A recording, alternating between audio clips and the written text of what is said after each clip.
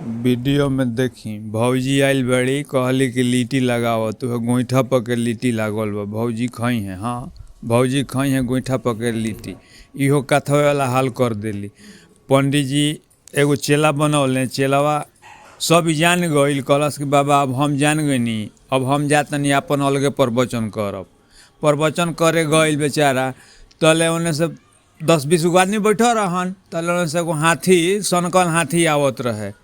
ओने से महावत जरा पिलवान कहाला, हाँ पिलवान के महावत कहाला। तो महावत कहता कि भागो लोग भागो लोग, महावत कहता पिलवान कहता भागो लोग, सभे भाग गईल।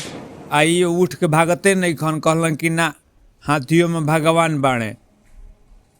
तले आइल हाथिया, इनका उठा के बिग दरस डाँड टूट गईल। गुरुजी अइले कहले का भइल हो, तरह नु कहनी सभे में भगवान बाणे। तले हाथी देखी भगवान के मार दिल, कहलन कि तारा हम महावत में भगवान ना लौकले। हाँ